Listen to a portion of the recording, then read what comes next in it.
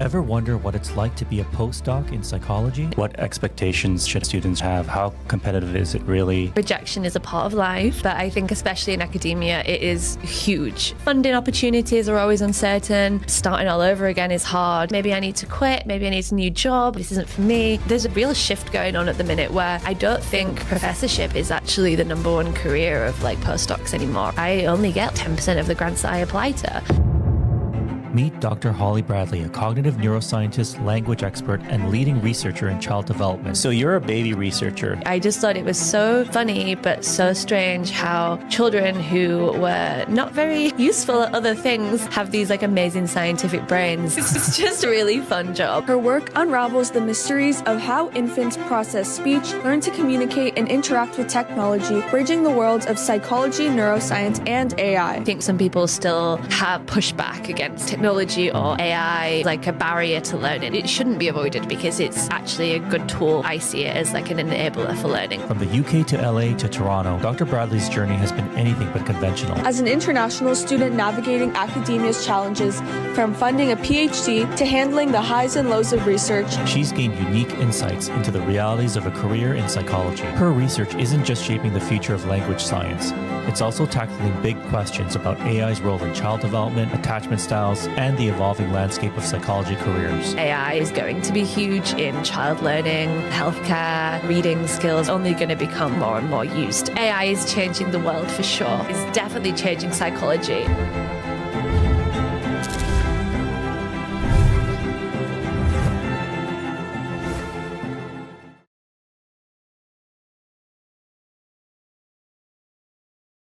I'm Dr. John Lee.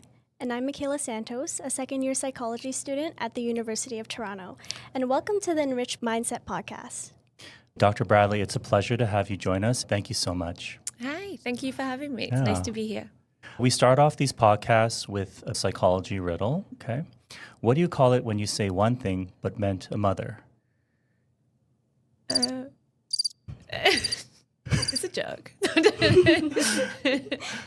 I don't know. A Freudian slip. Oh, a Freudian slip. Oh, I should have got that. Okay. Dr. Bradley, thank you so much again for joining us on the podcast. So let's start by having you explain a little bit about yourself and your origin story with psychology. As a bit of a background about me, I'm obviously English. You can tell I'm not from around here. My story started back in England when I was doing college. We call college when you're 16 to 18, so not university. I was really interested in English language. That was my favorite subject at college, specifically the child language acquisition module that we did. And I remember being super interested in how kids develop language, and then I would go and babysit for neighbours or friends, and I would hear the little kids saying things like, oh, Holly went to university and things like that. And I just thought it was so funny but so strange how children who were not very useful at other things like taking care of themselves have these amazing scientific brains and are so easily able to acquire language and speak in all these grammatically complex sentences after only a couple of years of exposure, whereas I had been learning French for 10 years and still could only say, where is the bathroom?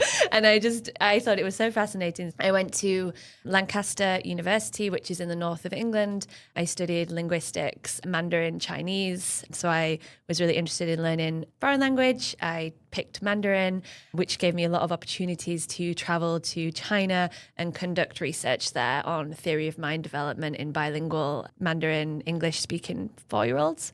I loved it. I did really well. I really flourished there. And then I didn't know what to do next, but I knew that I liked psychology. I knew that I liked learning, and I knew that I hadn't finished quite yet, and there were still things that I wanted to learn. So I applied for master's degrees. I applied for 3. I applied for 1 in Lancaster. I applied for 1 at the University of Oxford, and I applied for 1 at University College London. I got offers from all 3, and then one day I had an email from a professor at UCL, and he said, oh, hey, I've seen on your CV that you have experience with children, and I'm actually looking for someone with experience in children to come and basically help me with this big grant that I have. So I chatted with him for a bit and I said, yeah, that sounds, and that's why I moved down to London. And I was lucky enough to get a fully funded scholarship for my master's and my PhD at University College London. And that's when I started to do the neuroscience part. I started to do the work with babies and brain. So that's kind of where it led up to my PhD. You've really had an interesting journey from the UK, LA, now to Toronto. Can you talk about any hardships you may have come across? Yeah, for sure. So obviously moving down to London it's far in English terms, but it's not far in terms of I was still in England. And then, so after my PhD, I moved across to Children's Hospital Los Angeles. And then after being there for almost 2 years, I moved here to Toronto just over a year ago. Each move that I've made was kind of driven by academic and research opportunities. And it's all led me to where I am today. But there's been a lot of challenges. It's not easy picking up your life and moving it around every couple of years. Things like funding opportunities are always uncertain. Starting all over again is hard. You want to come to a new lab and kind of hit the ground running. But not only do you have a lot of logistic problems like visas and money and finding somewhere to live, but then there are also things that when you start a new lab, you aren't just immersed in a project that you can just continue with. It's often really setting everything up from scratch. So I think when I moved around a lot, I thought that I would go there and then I would just be researching right away, and kind of didn't realize that things move quite slowly in academia, and it took months to kind of personally build my life back up and then academically build my research up every new institution that I went to. Is that pretty commonplace for an academic to bounce around from one country or institution to another? It is very common, actually. Mm-hmm. I think that it's one of the things that appealed to me about academia in my early 20s or when I finished my PhD.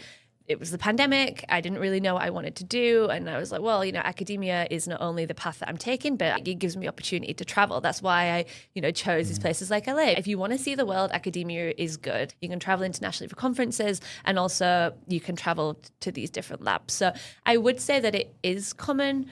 For me, I've had a positive experience because I wanted to travel. I wanted to see different parts of the world. And my research has taken me, from Asia to North America to the UK.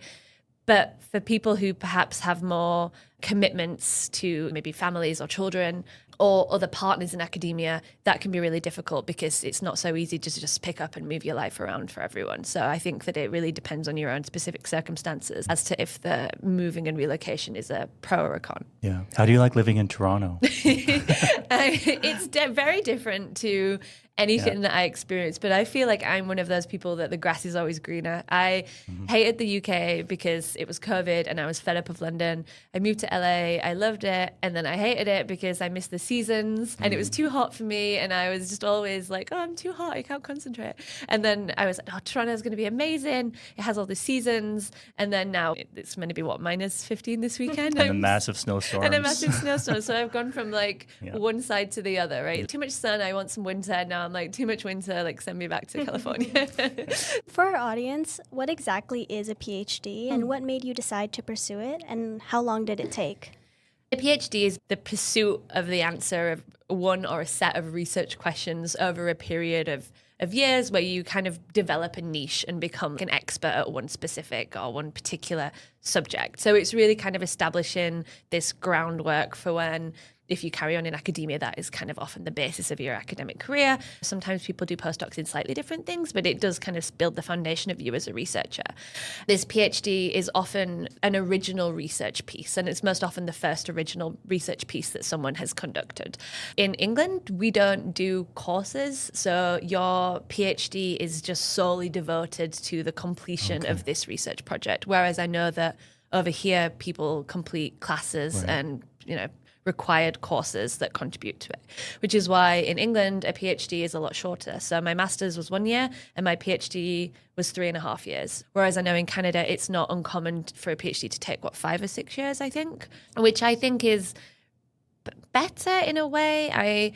I think that in England, the PhD is kind of in and out. You go in, you just dive into the deep end, collect your data, come out. Whereas I do feel like sometimes that period of time is the time in which you can really sharpen your tools as a researcher. I sometimes feel a bit jealous of people doing the PhDs here who have the time to do these advanced stats courses or learn other skills that help them to be a better researcher. I felt like I had my blinders on in my PhD, like it was just this is my question, I'm going to answer it without kind of being able to explore outside questions. Whereas here I know that people have like external projects, collaborate a bit more, learn new skills, which I think is the perfect time, because as you go on with your academic career, it's almost like sometimes your focus keeps on getting narrower, right? I think taking the time to develop as many skills as you can in that PhD when you don't have as many other academic commitments or as many teaching commitments and things is a really great idea.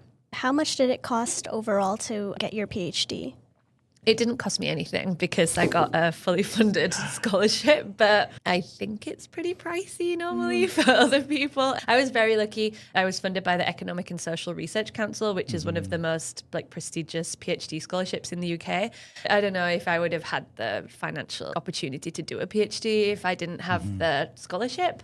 It was never something that I even considered until I had the opportunity for a scholarship, because I was the first person in my whole family to ever go to university. I was from very working class part of the north of England. I never really had a PhD on my plan. It was just go to university, and I was thinking about speech and language therapy. I was thinking about other careers. It was never like I want to be an academic. That was never really on the plan. Yeah, I think that's really important for students to know, because when I did my PhD as well, I was funded by scholarships. I went to University of Waterloo, so the cost of living there was quite low. So I actually made money studying, whereas professional schools in psychology, sometimes they can be $30,000 per year. So it's important to know. One thing that I realized with some of my students is they looked at my degree and they thought I had a philosophy degree. Do you know what a PhD stands for, Mikaela? No. No? Okay. PhD actually means Doctor of Philosophy. Yeah. Oh, yes. Interesting. So and I knew that. I know, but you don't think that though, do you? Because I've had that before when Yeah. you're like a doctor of philosophy and people are like, but I thought you did psychology. That's right. Like, I've had that like quite a few times as well, Yeah. so it can be like a bit ambiguous. Now, so looking back on your journey, is there anything you might have done differently? I try to not live my life with any regrets because it's brought me here where I am today. I wouldn't say I regret anything. I think maybe if I could go back and talk to old Holly or younger Holly, there are things that I would give myself. And for sure, I drill into myself to network. From the PhD, I was still kind of young. I didn't really know like what made a good researcher, like what makes someone successful, like the characteristics of a good, not just a good academic researcher, but a good researcher and someone who's also fit for an industry role. I've realized throughout my career that not only in academia, but also in industry jobs, networking is one of the best things that you can do. It's funny because in academia, it is what you know, but it is also who you know, right? And that's so important for networking and PhD positions and meeting potential mentors. And I really strongly think that the people and the mentorship that you have around you in academia can really make you or break you as a person, because it's such a difficult experience and it can often be a quite isolating experience. So I would really recommend for anyone, if you are doing a PhD, even if you do get funding, it's also really important to make sure that the person that you're going to be working with, you align with academically or research, you have the same kind of interest. You know, are they responding to emails? Are they nice to you? Can you sit down and talk to them if you have like a personal challenge? Because it's not a teacher. This is someone who's going to be with you every step of the way, years of your life, right? So I think that I would really, really, really strongly tell people to make sure that it's not just like a research fit, but also like personality fits with people, because I know so many people who have had terrible experiences and I know people that have had amazing experiences, and it all kind of boils down to the mentorship that they've had. How does someone, practically speaking, vet a supervisor like that? I would imagine that'd be somewhat difficult to do. I think it's really difficult to do. And I think that it's really hard to do because as like a PhD student or a potential PhD student, it's almost like, it's the same as a job interview, right? You want the funding, you want the position. It's the same as a job interview where you want to treat it like a job. If you have an interview, you should also be thinking, well, do I want to work here? Why should I come work with you? And that's why I think people should look at multiple supervisors or look at multiple research institutions, because I think it's really hard in academia because it's really competitive and things are really difficult to get. And people sometimes think that, this isn't perfect, but I'm not going to get anything else. I have to do this, and then end up in something that might not be like healthy or good for their own well-being, but kind of forced to do it because academia is so kind of cutthroat and competitive sometimes. In terms of like vetting, I would just say, if your gut tells you it's right, then like most of the time it is. And you know, it doesn't have to be a perfect relationship. You're not going to be, you know, braiding each other's hair. Like, you don't have to be best friends. You know, do they respect you? Do they respect your research? Are they going to be able to kind of give you guidance,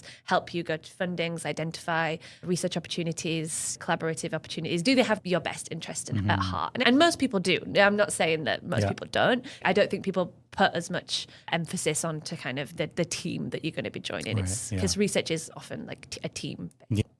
I definitely saw that in grad school. I had classmates who didn't really work out with their supervisor, and they ended up either finishing earlier or transferring to other leaving. schools. Yeah. You talked about how competitive it is. Just wondering if you can speak to what expectations students should have. How competitive is it really? How do you deal with things like rejections from grant proposals, papers, not getting published, those kinds of things? Yeah, rejection is a part of life, so we all have to deal with it. But I think especially in academia, it is huge. I didn't realize this so much before. It sounds kind of bad, but I was like, I wasn't really used to being rejected for things, right? Like I had, you know, got this scholarship and I'd done well in my degree and I'd got this and I'd got that. And then you just kind of think, oh, you know, I'm good at this. I'm good at this work. I'm doing well. You know, I deserve this grant or whatever. And then I remember the first like academic grants that I applied to, they were kind of small grants. There was like an external one and a big internal one I applied with at CH. I got one of the really small ones that was just to fund a project that I did on maternal mental health and infant outcomes. But I applied for this big internal one and I was just so sure that I was going to get it. I was like, my project is really good. It's really impactful. I had some great collaborators. I'd worked on it so hard. And then I remember it was like the day before my birthday and I was on holiday. I got an email that said that I'd been rejected. And I was so upset and I was just absolutely devastated. I just felt like I'd been punched. And I was like, oh my goodness, I'm not good enough. I thought I had this project. I haven't got it. Oh my goodness, maybe I need to quit. Maybe I need a new job. Maybe this isn't for me. And it was the first time I'd ever really dealt with like a massive rejection. And then since then I've been rejected for like 7 things. So it's definitely, I think it's the first one really hits you. But rejection is like a huge part of the process. It's something that you just have to deal with. Now I frame it more as I'm going to get rejected for things, but if I can get rejected for something, I can take the feedback, edit things, improve on things, pivot, resubmit it somewhere else, kind of take this feedback. It's all a learning curve, right? I kind of got to the conclusion that, you know, you miss 100% of the shots that you don't take. Right. So in academia, it's worth it. You know, get yourself out there, apply for stuff, but don't take it to heart because you talking to other people is so great. I spoke to people who are really established in the field and they were like, yeah, I only get like 10% of the grants that I apply to. And I just didn't realize before that this is just a normal thing, right? At least you can give it a go. And if it doesn't fit somewhere, maybe it fits somewhere else, or, you know, you can kind of build on things and move on. I think that's why it's important to have like celebrating small wins in academia as well is so important. And don't pin everything on one grant or one paper or one project. Try and have like lots of different things going on, maybe with different people or in different areas. And if something isn't going so well, it's not like that's kind of absolutely devastating for you. You can kind of pivot and work on other things and kind of like have like multiple things going at once. Guess it helps you really savor and celebrate when you do have successes. Can you talk about things that in your career that you can see as like major highlights? Yeah, I think getting my PhD funding was like a super highlight. That really was great. I think every time I'm accepted to talk or present at one of these big international conferences, that always feels like a big win. I've presented at the Fetal and Infant Toddler Neuroimaging Group, the Workshop of Infant Language Development. These are all like international conferences around like infant development. That's always a win. Having papers published is always feels like a huge win. Like it's always nice to see your name in print. Also, seeing a project come together in the lab is like a small win. It's a small win, but it's a huge win too, because often you've spent months, you know, preparing stuff, getting stimulus, and then when you have that first baby in or that first participant and you kind of start to see data come together, that's like a small win, but it's on track for lots of big wins and presenting this work and doing it. So I think in academia, a lot of people always focus on like the final outcome, whereas there's so many things to be celebrated on the journey to that paper. There were so many ups and downs to that one. Often, a lot of the times, these papers are just things online behind a paywall that people don't read, right? Not all the time. That shouldn't just be the one thing that we base our self-worth off, right? Like it's also the project and the journey and the things that we learn on the way that should be also celebrated. What advice do you think you have for the students who do feel disheartened by rejections, and whether it's research, funding, school, or job applications? I'm sorry that you feel like that, and I've been there too, and it's really not nice. I just think that the first advice is that you're not alone. This is super common, and everyone experiences it, you know, even the most experienced or successful researchers in the world, not even in research, just in like general life, like most of these people who you look up to have probably also experienced like a bunch of losses or a bunch of times that they've been upset or dissatisfied.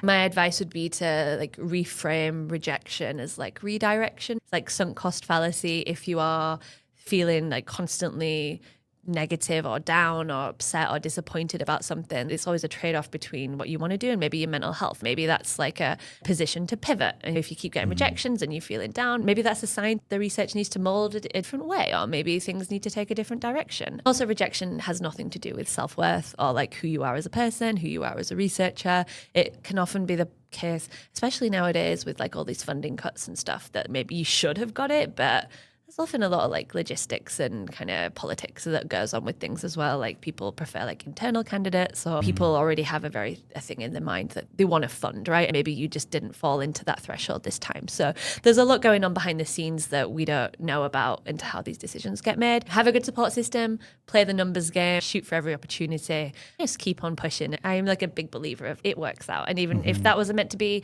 there's something else around the corner. So you're a baby researcher. That sounds so cool. I'm sure it's one of the most popular labs that people want to join. Can you tell us a bit more about your research?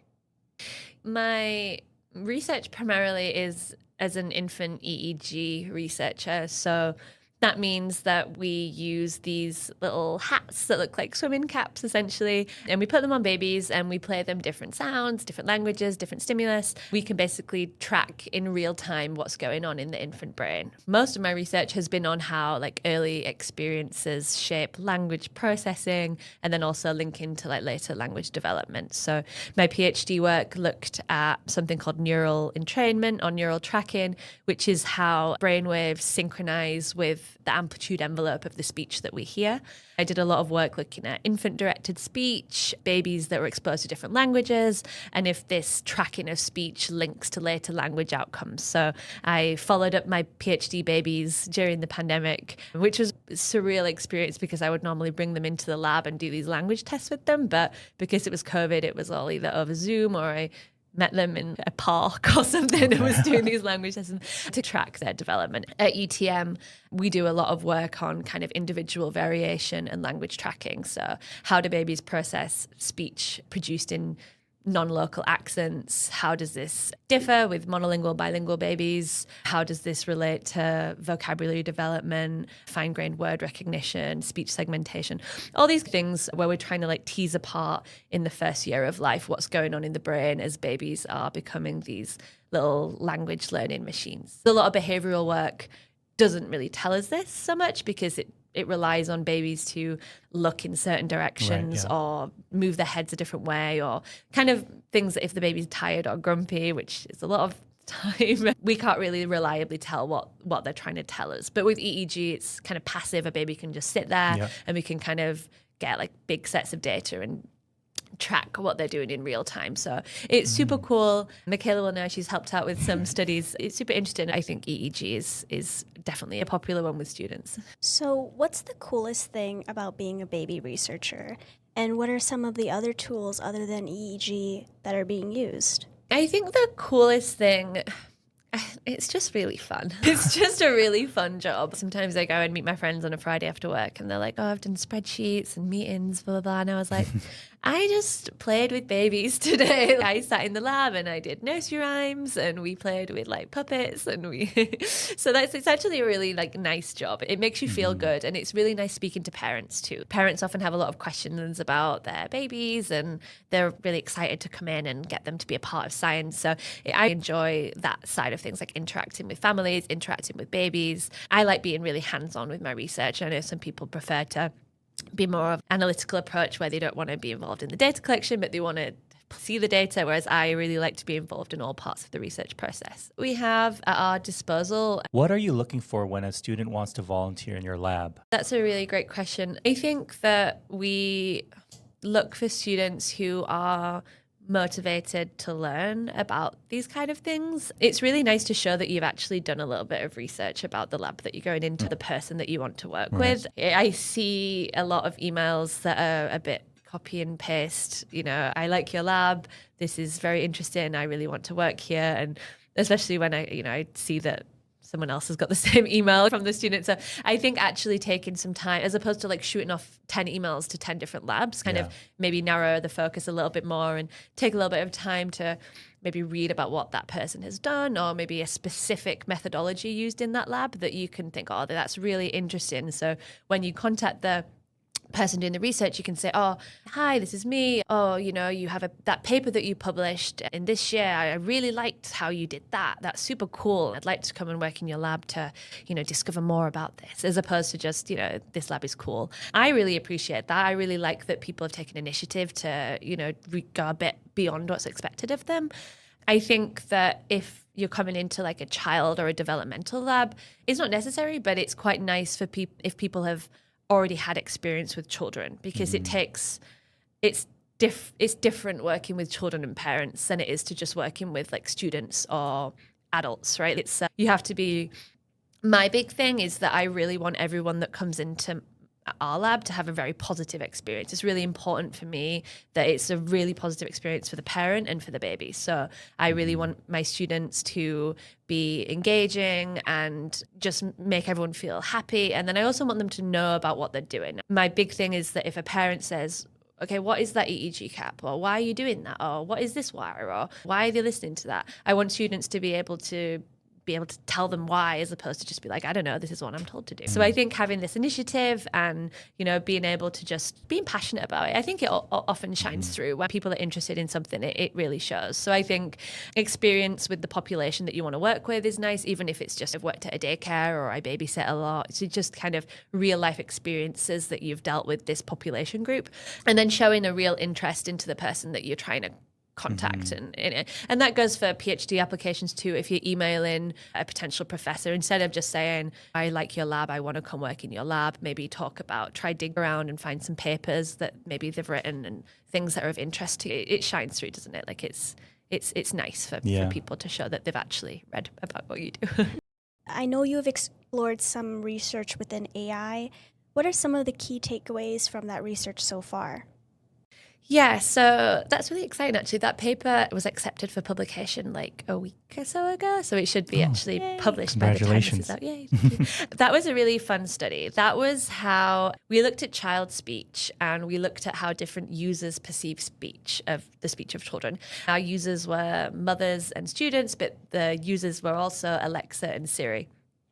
So we were looking at how well these devices could actually understand and then transcribe kid speech, with the intention that kids are more than ever interacting with these ASR type technologies to ask them questions, play songs. There's like a really good video on YouTube of a baby or a little girl trying to get Siri to play like Baby Shark, and she's like getting really angry because she wants to hear Baby Shark, and the Siri or the device keeps like playing something else, and they're getting like super annoyed.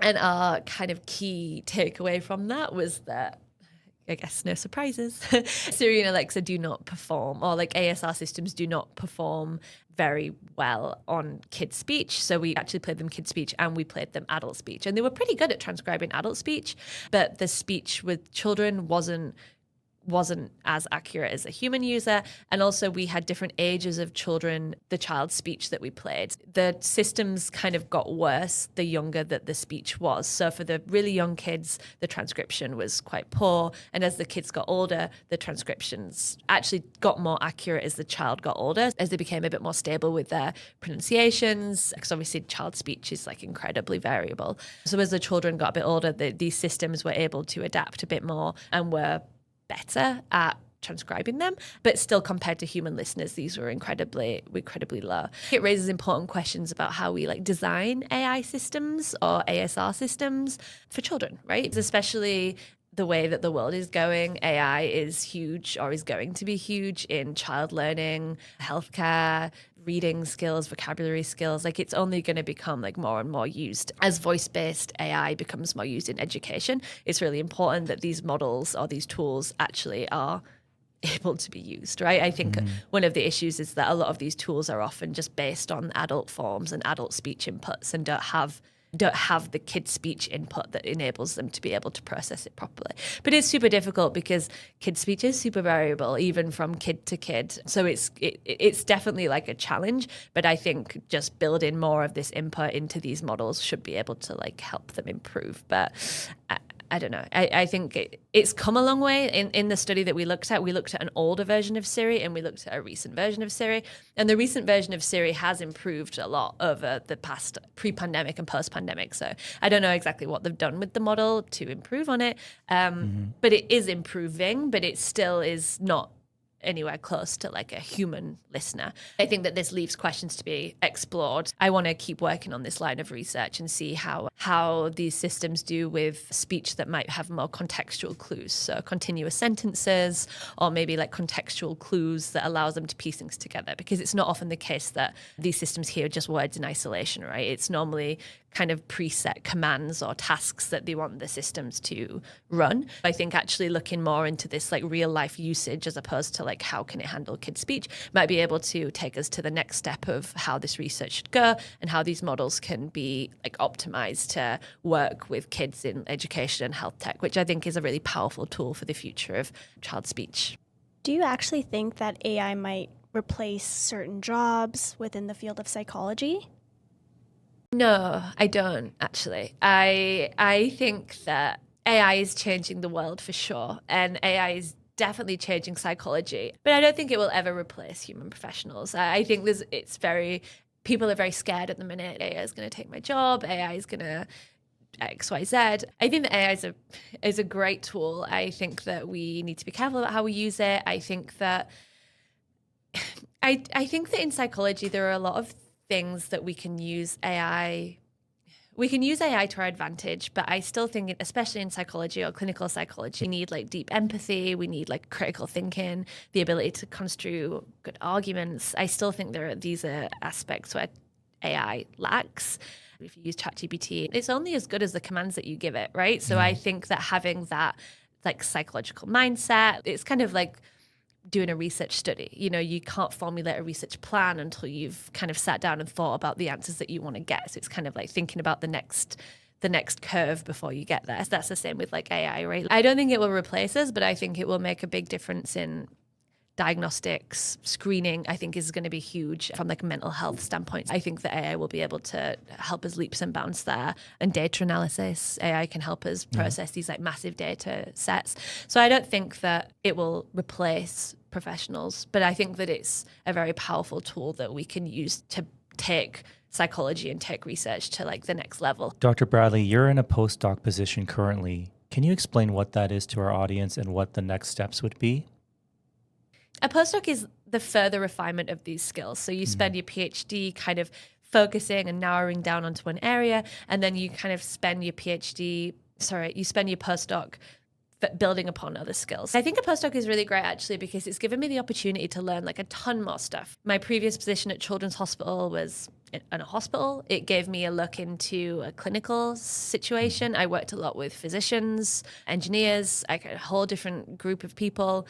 That was really interesting because it was different. It was research that with the intention of changing healthcare or trying to create interventions for children who may be atypically developing. I had some of my previous work was looking at biomarkers, so trying to understand biomarkers that can be used to provide a baseline from which we can compare potentially atypically developing children with the hope of optimizing speech and language development for later children. That's still a goal of mine, but I think in a university setting, things pivot, whereas it's more about like the pursuit of knowledge as opposed to perhaps developing rapid interventions. Doing a postdoc, I had the opportunity to work in a hospital. Now I have the opportunity to work in a university. I have developed a lot of teaching skills, which I didn't really do much in my PhD. I teach courses now at UIT, which is another skill. I collaborate across like institutions, across countries. It gives you a nice period of time where you are not yet bound by the requirements of a professorship. It's like you don't have the PhD anymore, so you're not bound by your PhD research, but you're not bound by being a professor. So it's almost this like really cool time where you can kind of do what you want. Like you kind of have a scope to do what you want to do, like as long as it obviously in line with the lab that you're in, but you don't yet have that pressure of reaching tenure or having potential. A lot of professors have different academic meetings they have to go to or requirements for teaching. A postdoc is kind of you're still getting there. It's kind of annoying because you're classed as a trainee still, and then you're like, oh, I don't want to be a trainee anymore. I feel like I've done a lot of work in this field, but in an academic world, postdocs are still, it's like a grey area where you're not a student, but you're not a professor. So it can be a bit difficult to navigate sometimes because you don't get the benefits of being a student, but you don't get the benefits of being a faculty. So it's definitely a bit of I think work needs to be done on the postdoc kind of culture in general. Right. There's work to be done to like improve the experience for all postdocs in the world. And how are postdocs paid? Postdocs can receive independent funding from governments, like how I got my PhD funding. Difficult, again, if you're an international student. If you're an international student, you often aren't allowed to apply for a lot of the funding. So a lot of the funding in the US and Canada are just tied to permanent residents or citizens of the country. So if you are international, that's an important thing to consider, that, your funding opportunities may be limited if you're planning on, traveling to a country that's not your home country or where you're from. Often postdocs are supported by a grant that the PI or the director of the lab has received. Unless you bring in your own funding, it's normally funded for the PI. In both of my postdocs, I've contributed to large-scale projects and have been hired basically on large projects as like my main goal. So my main goal at UIT was to build or help build the infant EEG lab. In my last postdoc, my goal was to help with the large scale EEG data collection analysis of a big 5-year NIH grant on how children develop like motor abilities. So it's often the case that PIs they win a grant, they have this big set of funding, looking to build their team essentially. So they often have like advertisements for postdocs. If you want to work with a specific advisor and you have your own funding, then I think you can, say, I'm applying for this funding. Can I come work with you if I bring my own funding? Or the other side of the coin is that they have PIs that almost like advertise for a position. Once you get into that position, you can obviously try and win grants to subsidize your salary or take the pressure off the supervisor, and they can use the money other ways. So the typical path after you do your postdoc is to become a professor, but are there any other options that people have? Yeah, for sure. So it's really interesting, actually. I always thought that, you do a PhD, you have to be a professor. I didn't actually realize how useful a PhD is aside from academia, like the skills that you learn as opposed to just the knowledge, right? You learn a lot of skills. You learn organization, you essentially are a project manager, you work with teams, you have interdisciplinary collaboration, you're a really good writer, you apply for funding, all these kind of things that you can take into an industry job. But I didn't really know how to explain my skills in a way that wasn't just for academia. And actually, I think that there's a real shift going on at the minute where I don't think professorship is actually the number one career of like postdocs anymore. I don't know if it's because people are choosing other options or if it's because it's difficult, but there are really only a small percentage of PhDs that go into academia. And I think with postdocs, most of the time a postdoc is a necessary step to get a professorship. Not all the time, people go into professorships right away. I think that's one option that's obviously a great idea. And interestingly about professorships is that you don't just have to do research. If you like teaching, there's different percentages of professorships. So if you prefer teaching, if you don't like teaching, there's like different splits of professorships that you can do. Bear in mind that if you're thinking about that with funding, if you do something that's more teaching focused, it's often the case that you need to get less funding because the university is paying you for teaching. Whereas if you have a position that's like 100% research, a lot of the time you essentially have to like self-fund by your research and the university isn't paying you so much. Other things that you can do is there's a lot of research consultancy work now that's very popular, quite well paid. In tech, in industry, people are wanting, user researchers, research consultants. I know a lot of people that have gone into consultancy work, science communication, medical communications, policy, educational policy. A lot of people are like entrepreneurs, startups, things like that. And in terms of the specific skills from a PhD, I would say that going down the industry, like AI is a huge thing now. A lot of people that have postdocs have a lot of work, research, people, technology, society, all these kind of key aspects that these tech companies are looking for. If you have a postdoc, you're often able to analyze data sets, understand visualizations of data, present data, and these are often data scientist roles, things like that, where you can analyze data for companies and present them to stakeholders, things like that. So I think there's a lot of things available to postdocs and PhDs that doesn't necessarily just have to be the traditional academic route, but I think it just takes a little bit of time to step back and think about the skills and think about how you can frame your skills and think about how all the things that you've learned, and instead thinking about I've just finished my degree or something like that. Instead, it's like, no, you have X years of experience. Like a PhD is a job. That's job experience, work experience. Postdocs are work experience. So instead of thinking like, oh, I've just done a PhD and a postdoc, you've essentially done,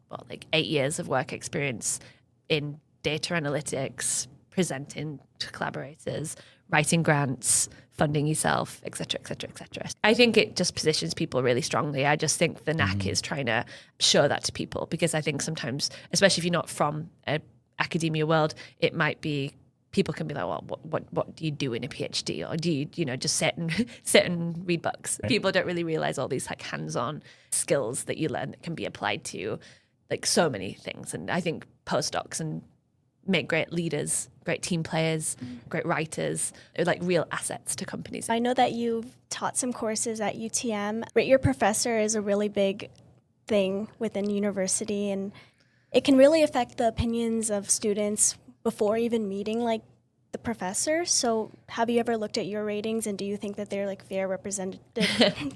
That's so funny. I'd actually never heard of Rate My Professor before I came Really? here. I don't know. Is it like an American thing, a North American thing? I don't know. I actually don't know. I'd never heard of it.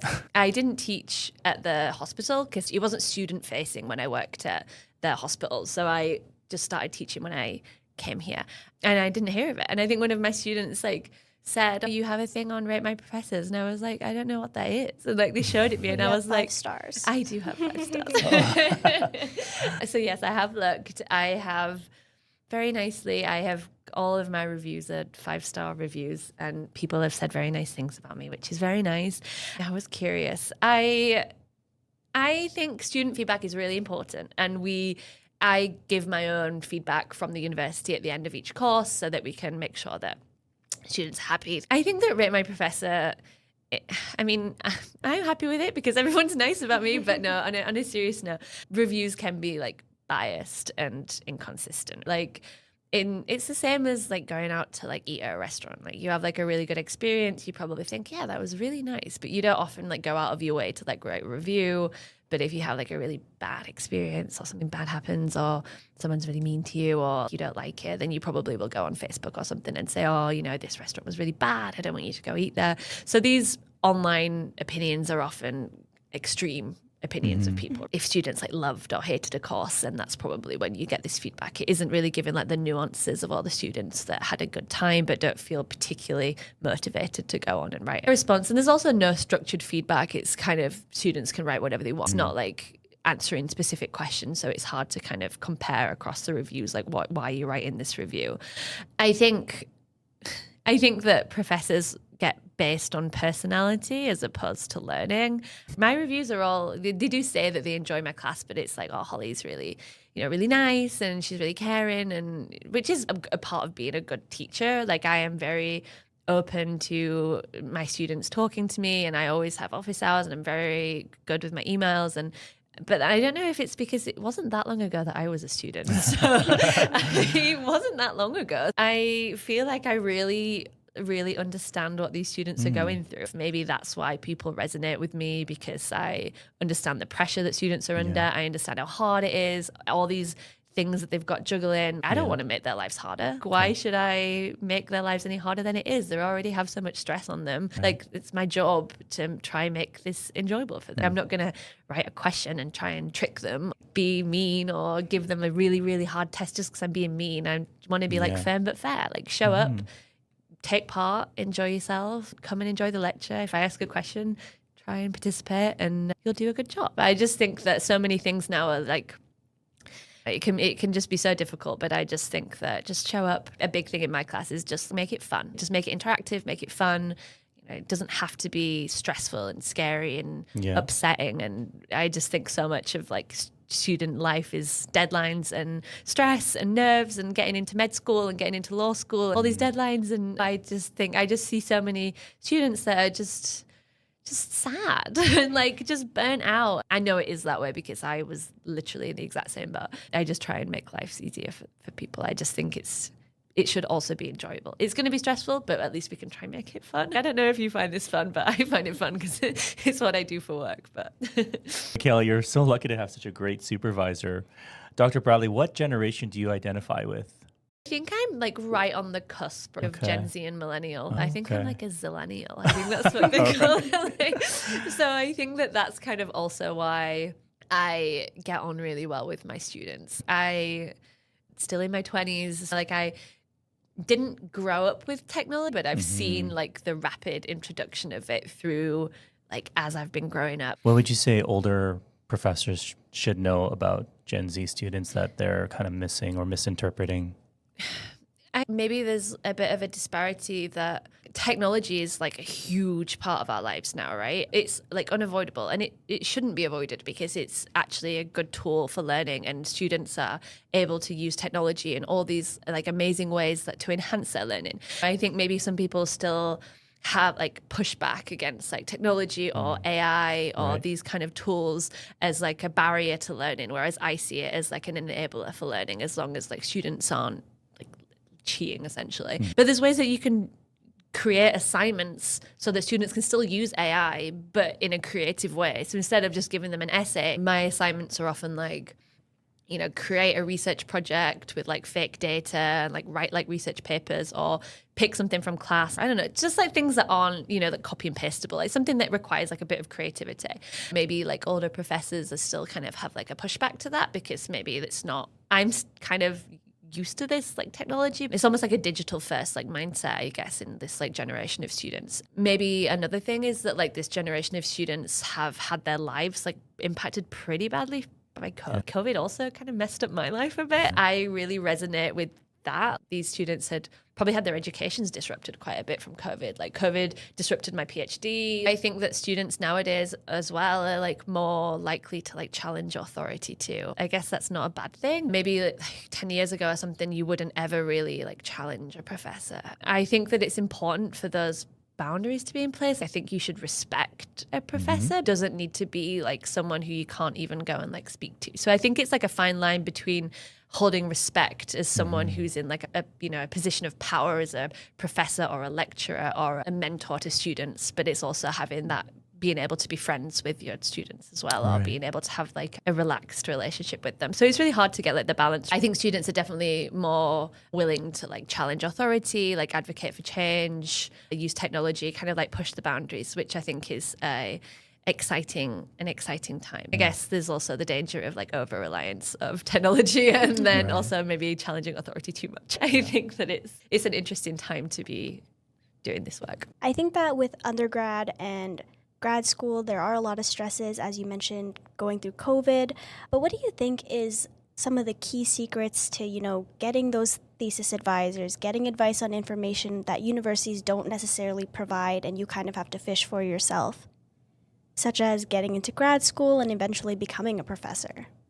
I think my advice is to ask for advice. I think that reaching out to people, kind of like tying into when I was talking before about networking, you have all these tools now available to you that I guess I didn't really have or people didn't have before. LinkedIn or being able to email people. I message people on LinkedIn all the time on kind of create like these like coffee chats, network with people who are in positions that I want to be in, people who do research that I'm interested in, and kind of now connecting with people or asking advice. Most of the time people are very open to talking about their story or giving you some suggestions. So I would say that if you are a student and want to do these things, I would just talk to people, right? Ask advice, and you never know, they might know someone who's looking for a grad student and they might say, actually, talk to this person or talk to this person. You're only ever X people away from an opportunity. So I would say that expanding your network is a great piece of advice, and try to demonstrate like research experience if you can, like if you can get these opportunities. I think trying to demonstrate things that show you are a well-rounded person, I guess, not just a school, maybe if you do not even just research, but other like volunteering or other skills or other hobbies, or maybe you teach these sport classes or you teach these classes or you do this or you have these other things. I think that that's really nice too, because it's nice to see that people are like well-rounded and have like other responsibilities, other hobbies. Just email strategically again, try and connect with people. And just most importantly, just find something that you enjoy. Don't do it if you don't enjoy it. I think that maybe so many people feel like they are pressured into a certain career or they want to do a PhD and then they kind of have to fit themselves into a box. But if you don't enjoy the research that you're doing, then I feel like that's going to come across in your work or your presentations. If you're passionate about something and you really think that what you're doing is something that warrants investigation, then I think that that's half of the way there. So on this podcast, we're really interested in the psychology of money. Did money play a role in any of your decisions regarding academia or your career? No, not up until this point in my. I think that like throughout my like decisions, they've been based more on like opportunities and travel. I don't think that money was a driver for me over like the start of my career. My goals were kind of live in new places, meet new people, see the world, and have these opportunities. That was kind of more important to me than money. They gave me these opportunities that probably money can't buy. Like I don't regret those things that I did, as opposed to maybe staying in London in the UK and getting like a pretty well-paid job or something. I could have probably done that, but I instead decided this route. But I don't regret that, because I think who else do I know who left London to go live in California and live in Canada? I think that that's super cool. And these opportunities I wouldn't have gotten if I wasn't in the field that I was in. And I think that that's super exciting. And wages are higher in the US than they are in Canada. So when I took my first postdoc position, it was kind of win-win. Like it was a well-paid job and it was also got the chance to like travel.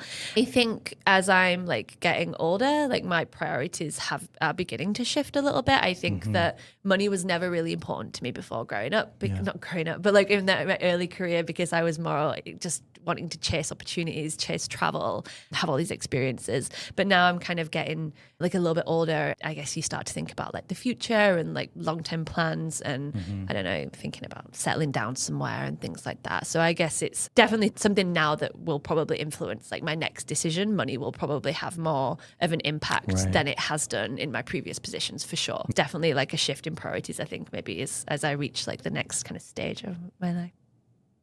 There's so many international students who chose to come to Canada to study and build a life here. And now they've been faced with high taxes, inflation, the cost of housing is out of control. Can you just speak on that in terms of your own experience being an international student? Yeah, it is actually a really difficult. I feel like I'm on tour of the world's most expensive cities, right? Like Right, yeah. London, LA, Yes. Toronto. Like I'm like, where am I going to go next? Like Singapore. Somewhere. I think it's really difficult for people at the minute, and I think. Honestly, I think everyone is struggling, right? Well, not everyone, but people in academia, like students, it's really difficult. I don't know how things are going to go. I'm also new to Canada. I was surprised at how expensive things are. I didn't think it was going to be this expensive. I think it's difficult being international because obviously when I go back to England, like the Canadian dollar is pretty bad at the minute. So when I go back to England, it's pretty expensive to be there. I guess my only advice would be like, if you can do like extra things, even if it's like part of a hobby to kind of build some other income. I'm lucky that I can teach, and teaching, you can get paid extra for teaching, things like that. I think that it's a really hard situation because you want to focus on studies and things like that. But it's also, we are in a very expensive city with inflation and things like that. It is getting pretty difficult. Then I think that that's, a good thing too. If students have other hobbies that they can potentially monetize, then that might be a win-win because you kind of start like an entrepreneurship on the side of studying. Yeah. Overall, though, it seems like you don't have any major regrets in terms of your journey. I think my biggest regret is it's really difficult to frame it if it's a regret or not. It's just hard moving away from family, I guess. I guess that's my big thing. Like, I was lucky enough that my partner came with me, so I wasn't here on my own. He was with me for the moves. I did have to leave like my mum and my dad. I went through a lot of like personal challenges and like the death of relatives when I was over here. That was really difficult. Sometimes I look back and think, should I have not moved away? If I had been at home closer to family, I would have spent more time with them. But you can't live your life thinking like, what if, because if I'd have known what would have happened, would that have changed my decision? My family were always so wanting me to go and do the next thing and they were so proud of me. I don't regret it, but sometimes it can be difficult the way that things work out, right? Nothing's perfect, but I don't regret it. I guess that's one thing that's very difficult when you're an international student. Sometimes you're away and then you go back after a year and you feel like you don't belong anywhere anymore. Yeah. Like you don't live there anymore, but the new place you are isn't home. It's a difficult thing to deal with personally wise when you'd feel like you don't really belong anywhere anymore. Mm-hmm. Having that to deal with along with academic life struggles can be like a difficult like route to navigate for sure. I'm lucky that I do have a good support system, and I think that that's really important for anyone who's moving. I was lucky to have my partner with me and some good friends to support me, but it can be really difficult. So I think that being an international student brings a whole other host of unique challenges, but I think that that's what makes us so like resilient, right? The ability to navigate these challenges that life throws at you while being on the other side of the world is definitely like a unique learning experience, and for sure something that's built me into like a stronger person. Dr. Bradley, I'm wondering if you can tell our audience where they can learn more about your research. Yeah, of course. I have a Google Scholar. I'm in the process of setting up a website. I'm also on LinkedIn. Maybe we can share my LinkedIn or something with the podcast. I'm very open to connecting with people who are interested in psychology, neuroscience, further studies, or just connecting and asking more. That was my 2025 resolution. I'd be more active on LinkedIn and try and promote my research more. I also have a Google Scholar page with all my publications on as well, that if people want to read some of the work that I'm up to, they can find it there. Dr. Bradley, are there any parting words you can give to our audience? Maybe there's someone, a young psychology major who's interested in working with babies. Can you give them any kind of parting words of wisdom? I think I would say, it's your own journey. So don't compare yourself to me. Don't compare yourself to other people. literally no one has the same journey in life. It's up to you to what you make of it. When one door closes, another one opens. Maybe I'll just keep speaking in metaphors. It's your own journey, and nothing is tied to your self-worth. Like academia, research, your job isn't who defines you. It doesn't define you as a person. It took me a really long time to actually realize that I was bigger than my CV or bigger than what was on a piece of paper, and that I had so many other unique skills and so many good things about myself that weren't just tied to a grant acceptance or a paper acceptance. I think working through that is my biggest advice. Follow something that you love and you enjoy, and chase opportunities and chase travel, because those are things to me were worth more than money. Well, thank you so much. This was a wonderful conversation. It was very inspiring. We're so grateful you came, Dr. Bradley. We'll see everyone on our next episode of the Enriched Mindset Podcast.